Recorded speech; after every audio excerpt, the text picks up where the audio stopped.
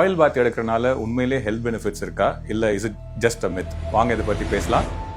ஒரு சில பெனிஃபிட்ஸ் கண்டிப்பா இருக்கு. பேசிக் பெனிஃபிட்ஸ் அப்படின்னு பார்த்தோம்னா ஃபர்ஸ்ட் ஸ்கின். வாரத்துல ஒரு தடவை நம்ம இந்த மாதிரி ஆயில் பாத் எடுக்கும் போது ஸ்கின்னோடைய பேரியரை இது ஸ்ட்ரென்தன் பண்ணுது. ரெண்டாவது ஸ்கேல்ப், தலைமுடிக்கு எண்ணெய் வச்சு நம்ம நல்லா வாரத்துல ஒரு தடவை இந்த மாதிரி குளிக்கும் போது ஸ்கேல்ப் ஹெல்த் இம்ப்ரூவ் பண்ணுது, முடியை ஸ்ட்ரென்தன் பண்ணுது. மூணாவது நம்ம காமனா சொல்லக்கூடிய விஷயம் relaxation and sleep. So oil பாத்னால நமக்கு ரிலாக்ஸேஷன் வருதா பாத்தீங்கன்னா ஆயில் பெருசா அதுல எந்த எஃபெக்ட்டுமே நமக்கு கொடுக்காது. ஸோ இந்த தூக்கம் வரதுக்கு காரணம் பாத்தீங்கன்னா நம்ம பண்ணக்கூடிய இந்த மசாஜ்ல இருக்கக்கூடிய அந்த ரிலாக்ஸேஷன் டெக்னிக்ஸ் தான். ஸோ இந்த மசாஜ் அண்ட் அந்த வார்ம்னஸ் தான் நமக்கு அந்த சில்னஸ் ஃபீல் ஆகுது தவிர ஆயில்னால இந்த எஃபெக்ட் இருக்குன்னு கேட்டீங்கன்னா it is very less likely. இப்போ எல்லாருமே இந்த மாதிரி ஆயில் பாத் எடுத்துக்கலாமா அப்படின்னு நம்ம கேட்டோம் அப்படின்னா ஸ்கின்ல இன்ஃபெக்ஷன் இருக்கிறவங்க கண்டிப்பா இதை அவாய்ட் பண்றது நல்லது. அதே மாதிரி ஸ்கேல்ப்ல இன்ஃபெக்ஷன், நிறைய பொடுகு அந்த மாதிரி இருந்தாலுமே உங்களுடைய டெர்மட்டாலஜிஸ்ட டிஸ்கஸ் பண்ணிட்டு இது நம்ம எடுக்கலாமா அப்படிங்கிறது டெஸ்ட் பண்ணிட்டு எடுத்துக்கிறது சேஃப். மூணாவது பருக்கள் வரும், ஆக்னிஸ் வரும் அப்படின்னு இருக்கக்கூடியவங்க ஆயில் பாத் கண்டிப்பா தவிர்க்கணும். ஸோ வீக்லி ஒன்ஸ் நல்ல ரிலாக்ஸா ஆயில் பாத் எடுத்து நம்ம ரெஸ்ட் எடுக்கலாமா அப்படின்னு கேட்டீங்கன்னா கண்டிப்பா தாராளமா பண்ணலாம். பட் அது உங்களுக்கு சூட் ஆகுதான்னு பார்த்துட்டு